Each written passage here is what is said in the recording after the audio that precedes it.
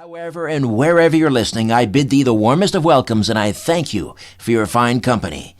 Joshua P. Warren is standing by to discuss Para-Cymatics and Sigils.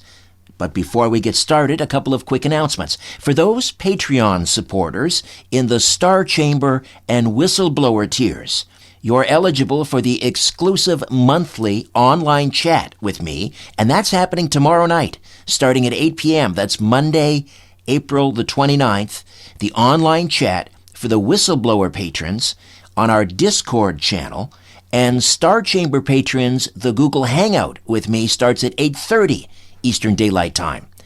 Ryan White, my producer, would have sent you a link by now, so hope to see you all there. One final note.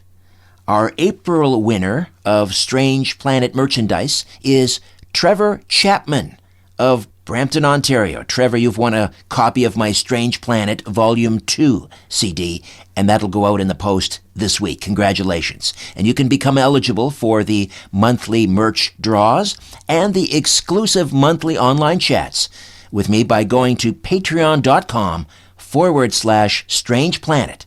Consider becoming an official patron. Joshua P. Warren is here to discuss his new field of research called Para-Cymatics and how his groundbreaking experiments led him to discover a method to create paranormal activity. Joshua has spent 20 years breaking ground in the paranormal. He began publishing at age 15. At age 25, Simon & Schuster published his book, How to Hunt Ghosts, now widely considered a classic in the field. In 2004, he made the cover of the science journal Electric Spacecraft for his work on the mysterious Brown Mountain Lights. He's the founder of L.E.M.U.R Paranormal and the Asheville Mystery Museum. Joshua P. Warren, welcome back to the Conspiracy Show. How are you, my friend? I'm doing great. Thank you so much for having me back, Richard. It's funny because every time we talk, it's almost like we are never going to have enough time. So many new things are happening in the world. It's an exciting time. Well, that's the sign of a very busy man, namely you, and we have so much to cram in, as you say, because so much is happening. First of all, I just want to mention, have you permanently relocated to Las Vegas? Because I mean, you still have the museum in Asheville, right? I do. Well, I have my museum there, my laboratory. All my friends and family are primarily there. I mean, Asheville is my home. So what I do is just sort of travel back and forth. And at this point, aside from special engagements and being in the field, I consider these my two homes. So I'm always sort of dividing my time between the East Coast and the West Coast. Well, talking about laboratories, Las Vegas, the desert, the Southwest, I mean, that's quite a laboratory for a paranormal investigator. Oh, it is. And in fact, I'm in the process of building a new laboratory out here, which I don't want to be, too ambitious and predicting when it'll be finished, but maybe next year. And I love this desert climate. For one thing, the air is so dry. The electrostatic experiments that I do are just amazing. I mean, the lightning bolts and the various EM measurements that you can get here are very distinctive, but also there's just a lot of natural wonder, and you have all of this UFO activity, and it seems like every month there's some kind of new UFO story breaking here. So it's a cool time to be here in the Area 51 neck of the woods. Now, you are the inventor of something called Para-Cymatics, and now you've sort of updated that. You have even a newer version. You call it Para-Cymatics 2.0. But let's, for those not familiar with Para-Cymatics, just take a few moments and explain what it is. Sure. Well, I became fascinated years ago by how sometimes you would find some kind of a haunted object or a possessed doll, for example, Robert the Haunted Doll down in Key West, and you would locate some kind of a strange symbol on that object. And of course, since I have a museum, I'm always looking for interesting sort of spooky possessions. And I noticed in particular, Robert the Haunted Doll had this symbol that would only appear under UV light. And the story was always that he had been created by somebody with expertise in magic and rituals. And later I noticed that this little symbol, what a lot of people might call a magical sigil, look very similar to some of the patterns that you can create using a technique called cymatics. And basically, this goes all the way back to the 1700s. There was a German scientist named Ernst Chladni who would sprinkle sand over these thin sheets of metal, and then he would run a violin bow down the side, and it would create these patterns that look like snowflakes. And of course, nowadays we do this all the time using audio speakers. We create these amazing sort of shapes in water and various sort of semi-liquid substances. And it shows us that you can create a vibration which transforms into shape. And so I wondered, what happens if you actually take something like water and you play a tone, and when you play that tone, you get the shape, but then you speak into that tone some kind of an intention, and you get a snapshot of that, whatever symbol, if you will, that Mother Nature creates. So, for example, in my business, you might say, I want to attract a ghost, or I want to see a UFO, or I want to have more vivid dreams, or, I mean, you could use it for anything. It doesn't matter. It doesn't have to be just spooky stuff. I would like to have more money in my life, or a better relationship, or whatever. And then when this shape appears, you photograph it under different conditions, infrared light, ultraviolet light, different kinds of laser lights. Print that symbol out and just meditate on it, or sort of keep it around you throughout the day and see what happens. So I made a bunch of these symbols this way, which I call Para-Cymatics, because this was originally called the cymatics technique. So Para-Cymatics. And basically, I put these on the internet for free. I put them on my website. And since then, and this has been probably about maybe 3 years ago, I have gotten thousands of emails from people telling me about amazing things that have happened to them using this technique. So that was the basic Para-Cymatics technique. If you go to my website, you can still find all these symbols you can experiment with. But here, Richard, is where it moves into the brand new territory called Para-Cymatics 2.0. I was essentially in Para-Cymatics trying to take tones and turn them into images. And so I thought, wouldn't it be interesting if I could reverse this process and turn images into tones?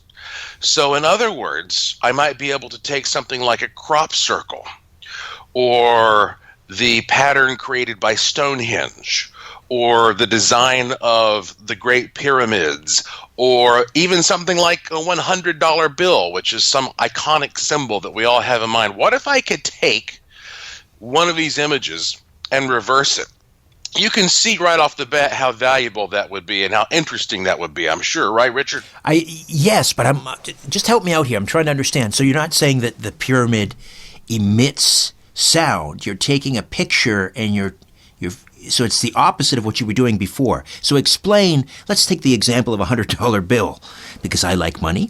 So how does this work now? Take the $100 bill, and how does that image then translate into a sound?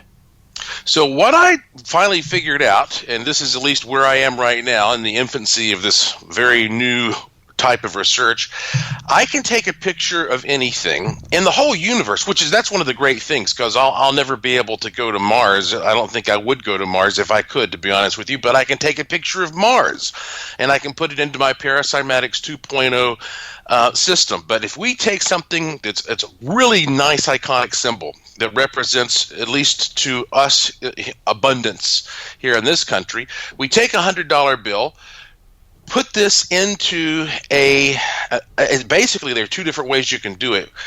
You want to oscillate this $100 bill, or spin it or move it in some way. And when you're moving this image, it creates its own kind of sort of blurry circular shape. And then you hit that with a laser. And you scan the thing with a laser almost like it's a record.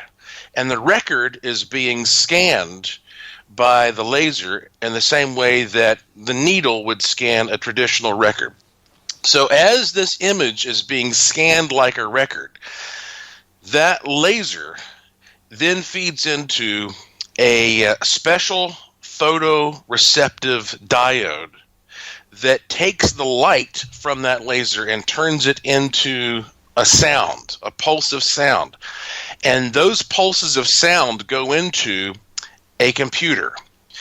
And so right there in real time, I'm able to record the sound that's coming off of the object, and I'm able to see what pattern it's creating. And then I can take that, if I want, and feed it back into my original Para-Cymatics system to create a sigil. So what you end up with is any image out there in the whole wide world that can be not only transformed into a sigil, but also a tone.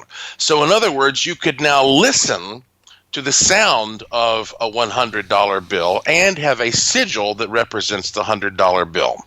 So essentially, Richard, the idea here, and I don't know if this is the talk of a madman or not, but the idea is that what if every type of image out there has some kind of deeper coded message within it, in the same way that we look at something like a crop circle, for example, and we say, is there something we're missing here? Because if you look at sheet music, for example, if you're an alien and you look at some of Beethoven's sheet music, well, this is just a bunch of dots on paper. You don't hear anything. You have to know how to scan it. So I'm trying to scan images like this in order to get these tones that might be around us and coded within nature. Now, you're talking about a photograph of an image. So, I mean, because they're all then two-dimensional images, how does the laser sort of differentiate a two-dimensional image of a pyramid with a two-dimensional image of, let's say, a $100 bill? Well, the image, of course, is the biggest issue of all, because this is partially art and partially science. And the reason I say this is because my big challenge whenever I'm going to try to scan something, and it's a little easier if you have something like a $100 bill because it is already a two-dimensional image, but if you have something like the pyramids, well, there are many different perspectives that you could take on the pyramids. So what is the correct perspective? Do you want to show a picture of them from overhead or from standing far below or 50 miles away? So this is the thing that makes this especially sort of complex. It starts with me having to choose a good representative image. So this is immediately a subjective process right off the bat. And then I take that image and then I scan it, and everyone has its own unique, absolutely unique identity, because no two pictures are, identical. So you're going to find something like a DNA helix sounds a certain way. Hieroglyphs from the Book of the Dead sound a certain way. And so the artistic part of this is selecting the image, and then the scientific part is extracting the tone from that image. But I'd like to see if there might come a day when we can do this more three-dimensionally by using models or possibly even something like holograms. Okay, so the $100 bill sigil, for example, let's say you're hearing. Now, does it work either way? Do you hear the tone? Is it the tone that works its wonders, or is it the sigil form of the $100 bill, or is it the audio form of the $100 bill? Well, since this is all experimental, I think it's nice to look at the different options because, for example, I have a friend who is a paranormal investigator, and he got really excited when he learned about this because he said, I want to send you a picture I took of a ghost. He says, a really good full-bodied apparition picture I took. He said, I want you to extract the tone from that, send that tone to me, and then when I go out in the field to investigate, I'm going to play that tone in the room where I'm investigating to see if that stirs up, something in the room. So in that case, the tone would be very, very valuable. However, if you want something like the $100 bill, I guess you could sit around and meditate on the tone that's created by a $100 bill or have it playing in the background in your house. But the easiest thing would be to take the sigil from the $100 bill, which is very easily available on my website. And if you take that sigil, maybe you'll have the luck that I did. Look, all this stuff, I can tell you about my experiences and the experiences of other people. Because I'm in Las Vegas right now, I have a tendency to try to break down some of this stuff in terms of gambling, because it's an easy way of explaining probabilities. Because in a casino environment, everything has a certain probability. This is supposed to happen. This is not supposed to happen.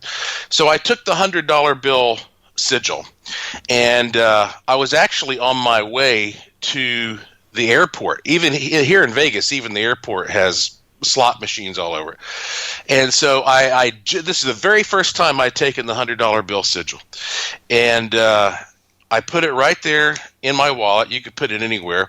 And as soon as I got to my gate, I had some time to kill. So I went over to a slot machine. I put $20 in the slot machine. I bet $1, nothing happened. I bet $2, and then boom, I hit $1,700. The lady who was attending the machines said to me that was the most money she had. She said, I've been doing this job for 2 years. She said, this is the most money I've ever seen anybody win off of a $1 bet, because the maximum on that machine was like $4 or $5. So that was the very first time I used it. So since then, once I put all this stuff on the internet for free, I've had people write me and tell me they've hit the lotto. This is very, very common. And so, and again, it doesn't cost you anything to experiment with it. So this would be a case where it's handy to just sort of keep that with you.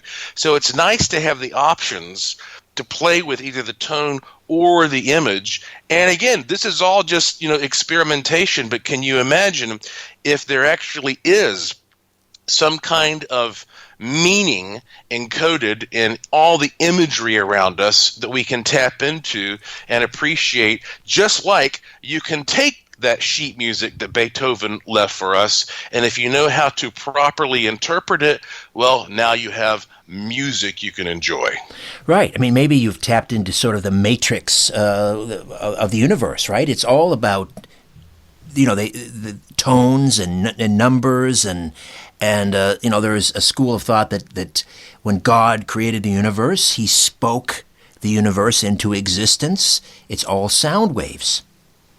I'm glad that you make that point, and I'm happy to have this conversation with you, because this is not an easy concept to talk about. I'm still kind of learning how to talk about it, because it makes sense to me, but I know this is not the way the average person thinks about the world. But then you bring up an example like that, and it's an excellent example. You're absolutely right, because vibration and tone is something that we can't really see it, but we can feel it, and we can see that it manipulates matter.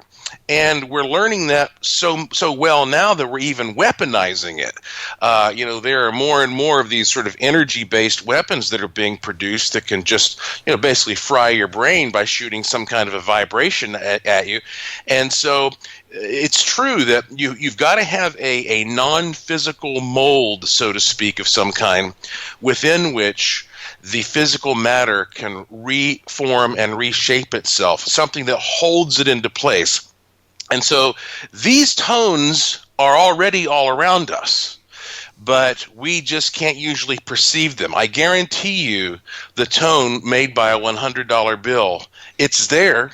You just can't usually hear it. What I'm trying to do is find a way of playing it almost like that thing is a record, and you're putting it into the record player. Right, and then you've essentially captured an image of what that sound looks like, and then you can carry it around in your wallet, like my wife and I do. The Mighty Aphrodite has, I think it's the Good Luck sigil. I have one, or it might be the Money sigil. I can't remember. This was quite a while ago, and we have it in our wallet, and when we go and buy our lottery tickets. Now, we haven't won the big one, but we always win either a free ticket or $2 here, $5 there. But mainly we get the free ticket.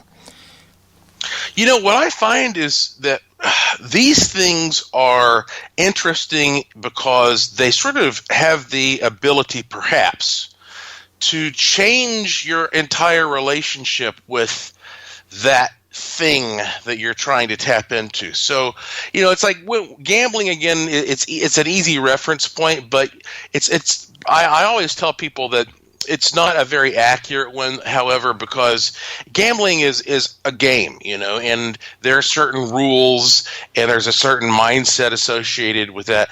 But the idea of abundance is what you're really shooting for, having opportunities appear, having a feeling of wealth, being in that, that vibe, so to speak, that brings wealth to you in a more consistent manner.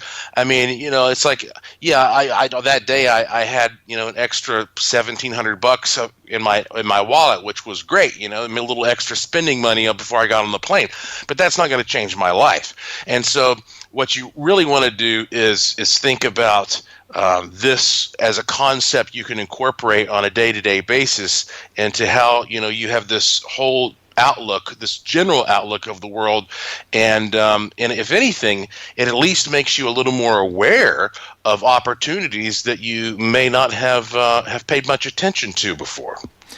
Joshua P. Warren, my guest, will come back and we'll talk about, something called the Miraculous Prayer Board on the other side. Incidentally, the website, if you want to check out these sigils and hear what they sound like, you can go to freecharm.com, www.freecharm.com, and you can click on the sigils page, sigils, and they're right there. Back with more in a moment right here on The Conspiracy Show. Stay with us.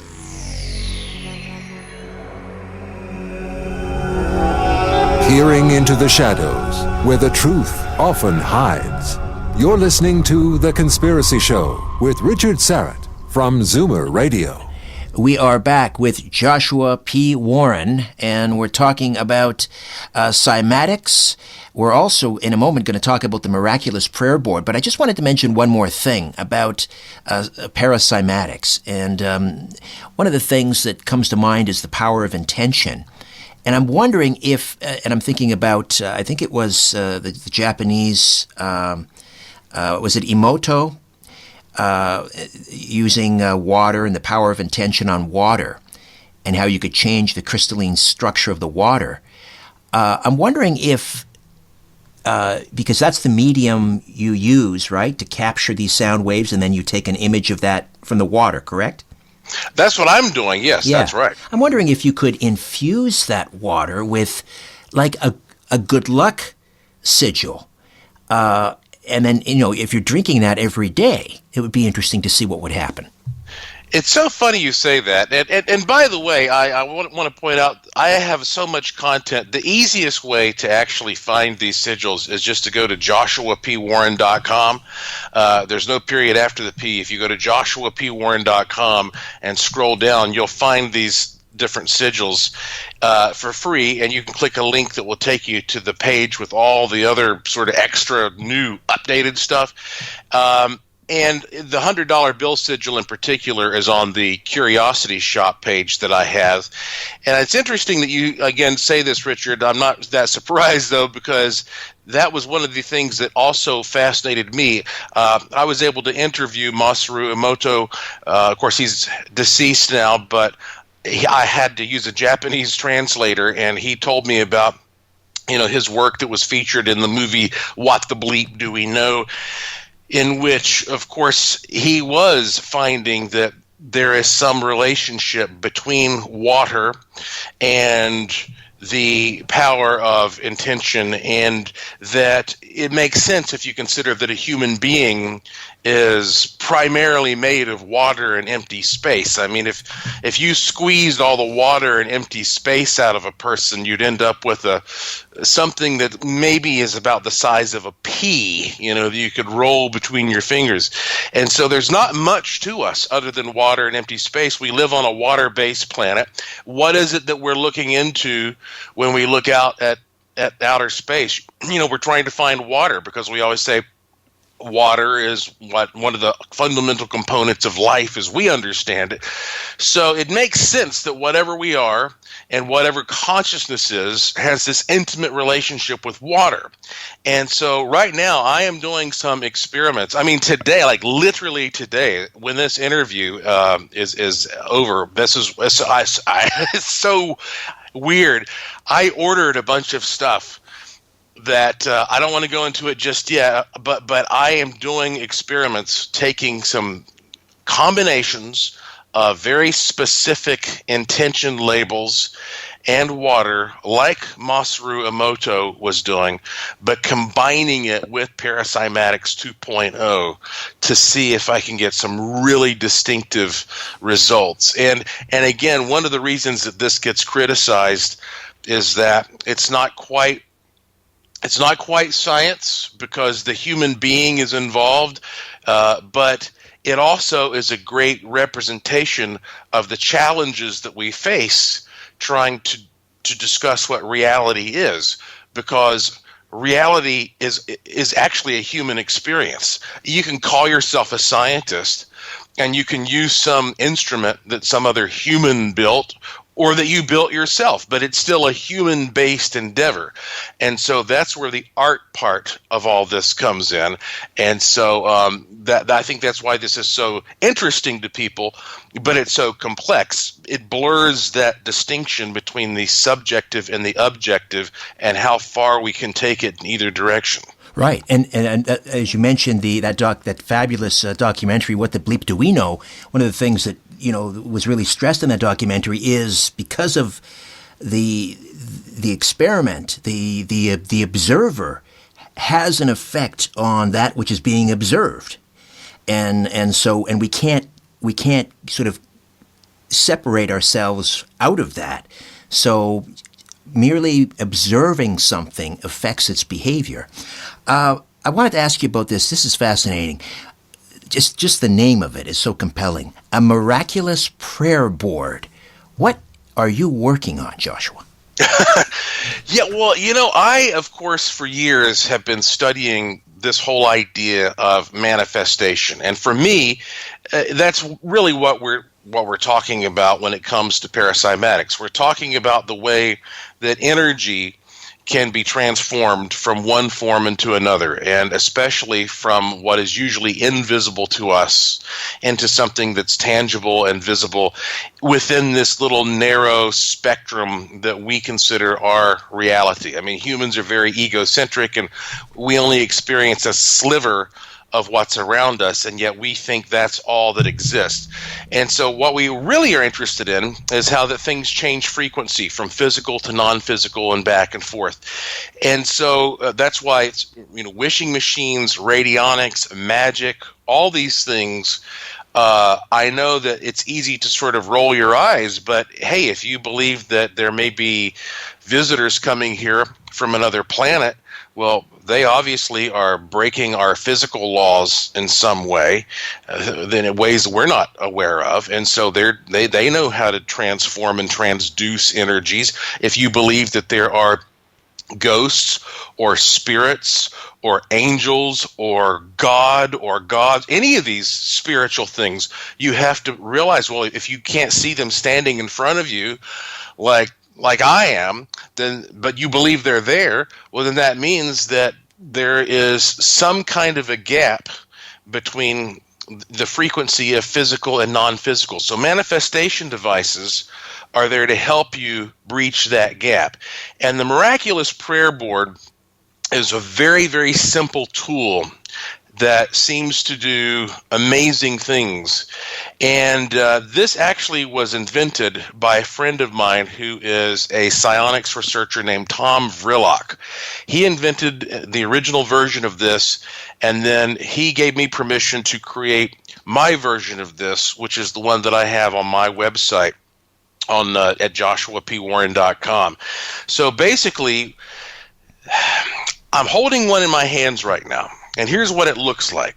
It is a 6-inch by 6-inch beautiful, shiny, black acrylic plate. And it has got a copper strip that goes through the middle. and it has some radiating copper strips, so it kind of looks a little bit like a solar panel. The whole thing is conductive. So if you put your one thumb on one side of this and one thumb on the other side of this, you're literally conducting energy from the right hand to the left hand or vice versa. So I have a video on my website where you can see this is a conductive plate. But as the energy goes through, it passes through the middle of an 18 karat gold hexagon. Now, a hexagon is one of these shapes that goes back into sacred geometry and magical practices for thousands of years. And then directly in the middle of the whole thing is a genuine quartz crystal. And so the energy, as you put your hands on either side of this, is passing through the middle of this on this electrical circuit, but right in the heart of it, you have this gold hexagon and the quartz crystal, which is taking on some level that electrical charge from your body, that electrical flow, and turning it into a vibration. That's what quartz does naturally. It takes electricity and turns it into a vibration, or it takes a vibration and turns it into electricity. The idea is that you put your hands on either side of this, and then you pray. Now, you might say, wait a second. Why do I need this board to pray? Well, you see, the thing is, most people, or at least many people, they pray by putting their hands directly together. Now, why do we do that? You know, if you look back historically, why do we associate the praying hands with this process of manifestation? It's because we are closing a biocircuit by putting our hands together. You're doing the same thing here, except now you have this same exact flow going through this circuit. And so the idea is that when you are praying, you are actually trying to manifest. Humans have always had sort of low self-esteem, and we try to, enslave each other and distract each other and mislead each other, and so we are not very good at thinking of ourselves as being creators. So in the past, we've always had to think, well, maybe there's a God out there somewhere who will do this for me. So we've always envisioned it that way. So we call that prayer, and that works for people. And it's a good visualization. Now, however this works, it's still a form of manifestation. And what we have found with our experiments is that when you use one of these boards, that your praying is much more effective. And I think all that means is, and I know some people may get offended because they say, oh man, you're trying to take prayer and you're putting some kind of weird mystical spin on it. But prayer is mystical. Whether you realize it or not, it is mystical. It is the concept of your mind trying to communicate directly with the mind of whatever you think of as some deity. Sounds like maybe this is just amplifying prayer. I think that's what it's doing. I mean, that's the idea. You are an electrical machine, and so the Miraculous Prayer Board, even though it's a sensational name, is designed to magnify what you're doing when you pray. So again, it's one of these things, Richard, it's a little, it's novel and it's weird and it's hard to sort of describe, but I think that you make a good point. It's there to magnify what you do if you already pray. All right, let's take another quick time out. We'll come back and circle back to the Miraculous Prayer Board and other matters. An uptick in paranormal activity, perhaps, we'll discuss with Joshua P. Warren right here on The Conspiracy Show. My name is Richard Serrett. Stay with us. Shaking the world and seeing what falls. This is The Conspiracy Show with Richard Serrett from Zoomer Radio. And we are back with Joshua P. Warren, joshuapwarren.com, the website, and we were talking about the Miraculous Prayer Board. So how do you use it? The great thing about this is it's so compact and lightweight. I even take it with me when I travel, but on a daily basis, I keep this board next to my door, like the main door, by the entrance to my house or my condo, wherever I happen to be. And before I walk out the door, I see it there. and I pause, and I just put my fingers on either side. I use my thumbs. I have a little video on my website that shows you the technique that I like to use. Put my thumb on either side. I close my eyes, and for 5 to 10 seconds, I pray. And I actually, when I wrote a small ebook, it says the key to effective prayer, and that comes with one of these. And I use the technique in the ebook, and I take 5 to 10 seconds, and basically you can envision what you want your day to look like in a very specific way or a very general way. It's up to you. You do whatever you would normally do, or the things that you would like to see happen. And you also can, you can send good vibes to other people. And then, after 5 or 10 seconds, I go, done, I'm in. And then I walk out the door. And then when I come back in, I will do the same, except this time it's always, gratitude for sure, because I made it back home. Yeah, small miracles. Now, do you have to pray out loud? I don't. I think it's fine, whatever works for you. I'm not sure if it makes a big difference. I mean, I imagine it would make some difference to actually speak the words, because that's a part of magical tradition. In fact,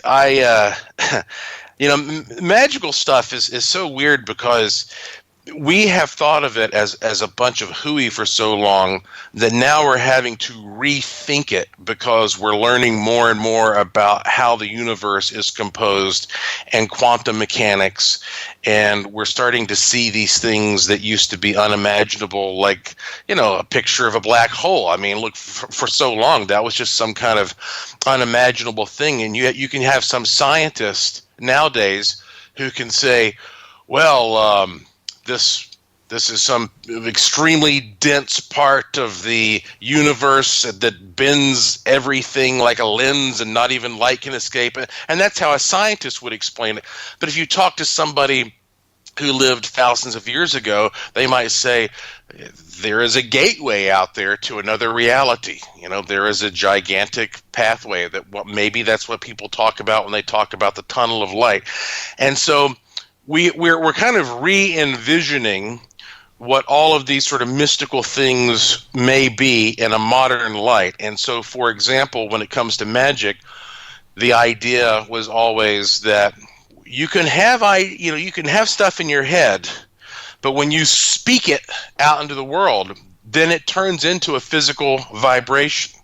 And that's why certain names were sacred, like the name of God.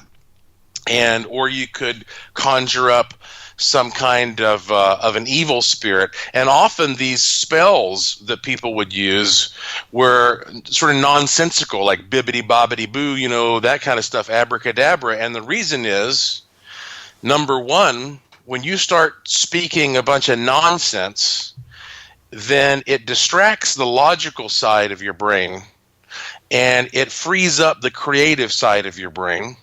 So you go into another brain state, which is the more creative manifesting brain state. And then furthermore, sometimes all you're doing is communicating a pure vibration that is not limited to a specific cultural language. So it's not like that magic has to be in English or in German or in Spanish or in Chinese or whatever. If you tap into something that's magical, it transcends language, and so you are expressing that vibration in a very pure manner. And so these are all reasons that you could argue that maybe speaking it has more effectiveness, but I usually do it silently. When we come back, I want to talk about this new footage you have of ghostly phenomena and whether there might be an uptick in paranormal activity right now. We'll get to that in just a moment. Joshua P. Warren, my guest, right here on The Conspiracy Show. My name is Richard Serrett. Don't go away. So, what is this new footage of ghostly phenomena you have, Joshua? Well, because that I am from North Carolina and I have a museum and laboratory and ghost tours and all that there, I get a lot of interesting footage from North Carolina in particular. It makes sense. People know I'm the guy to go to. Plus, the mountains there around Asheville, North Carolina are the oldest mountains in North America, and there's a lot of very dramatic history. So I have 2 pieces of footage from Western North Carolina that have been captured just recently that I think are just amazing. And I've done everything I can to validate and verify these because I cannot stand hoaxes and fakes and exaggerations. You might think that I would be super open to this, but I'm not. If you go to my website, joshuapwarren.com, I have clips posted. There's a link to my Curiosity Shop. Obviously, I advertise my Curiosity Shop by putting cool new clips and stuff there. If you scroll down, you'll see 2 clips there on the Curiosity Shop page. One of them is, I'll tell you first about the one from an old building which just became a dueling piano bar 5 years ago. This building has had a reputation for being haunted in Asheville, North Carolina for about close to 100 years. They say that it really goes back to the Spanish influenza when dead bodies were being stored right next door. And the owners of this new dueling piano bar, they have been having all kinds of experiences with shadow beings moving around, people singing, hearing footsteps. And so last January, just, of this past January of 2019, at 8:30 in the morning, after everybody had gone, the whole staff had been gone for 4 hours, they have this video footage showing the back door of this place. This is one of these big, heavy back doors that can only be opened from the inside by pushing they call it a crash bar. This door swings open, the alarm goes off, and then the door swings back. ADT security actually said that that alarm was triggered. And you can hear the alarm very clearly on the footage. The alarm was triggered by that door, and that the only way that door could have been opened was from the inside. And it's really impressive to see, physical evidence like that. But the next clip that you see there is the one that really just gets me excited. I have an online paranormal course, and it's a paranormal investigation course. And so one of my students is a guy named Daniel Hurst, and he's with a group called M&D Paranormal. And I just like to point that out because I love it when people who graduate from my course capture stuff like this. He was doing an investigation in North Carolina at a place. This was a private residence, so I won't give too much information about it. But basically, one of the big things was they would hear these heavy footsteps going down this hallway. And so Daniel and his crew set up all of their equipment, and they recorded this stunning piece of video footage, which this is in night vision. And right at the spot where these footsteps are heard, you actually can see, and this was, I think, like maybe 2 o'clock in the morning, you actually see through the infrared camera the ghostly footsteps appear one after the other, walking along the floor. Oh, my. Yeah, I've never seen anything like that. I've been doing this kind of investigation for a good 25 years now. I've never seen, I've heard footsteps plenty of times, but I've never actually seen the footprints appear in succession, boom, boom, boom, like that. These are just 2 recent pieces of footage that I got, that I uploaded, and I know Daniel very well. I've been in the field with him. I've investigated with him. He's a friend of mine. Okay, so I know this guy. I trust this guy. I know the source. I have met the owners of this dueling piano bar. on a number of occasions. And, I have individuals I know who are vouching for what you're seeing here. And so I believe you're looking at authentic proof of ghostly phenomena. And this is some very fresh stuff. And it seems to me, I don't know if you would agree, but it seems to me that there is an uptick in activity, paranormal activity, because you mentioned the closed circuit security cameras, and there is just so much now on YouTube, for example. Even it makes it into the eyewitness news package in a lot of cities now as closed circuit security camera footage of paranormal activity or ghostly apparitions and so forth. What's going on? Well, I predicted a long time ago that this would happen, that we would start getting more and more evidence of paranormal phenomena, and people would start accepting it, because you can see right now, we've been waiting for a while for this fad to end, for people to get tired of this paranormal stuff. It's the opposite. There are more programs on TV, more radio shows and podcasts, more ghost tours and haunted places, more sales at Halloween time. This is becoming more and more accepted because it's real, and we have had to wait for there to be enough evidence. We have enough cameras out there now that this is not something that just paranormal investigators who are, kooky people out in the field are dragging in. Everybody is getting to see now on their baby cams, their door cams, their security cams.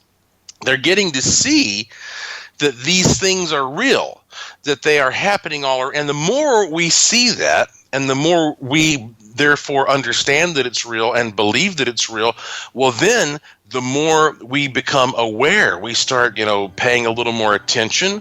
We become a little more interactive with the environment, and I think that also increases the activity. But something else that we're doing at an unprecedented rate is that we're disturbing the Earth's ionosphere, and therefore its electromagnetic and electrostatic realm even more than ever. For decades now, we've had projects like HARP that who knows how far they've gone with that. Just earlier this month, there was a project in Norway. It was a NASA project called L.E.M.U.R, the Auroral Zone Upwelling Rocket Experiment, where they shot rockets up into the ionosphere and they dumped chemicals and who knows what things they broadcast to create these crazy, luminous, ghostly, and UFO-like patterns in the sky over Norway. We're getting out there now, and we are mixing up the electromagnetic and electrostatic variables of planet Earth in a way that has never been done before.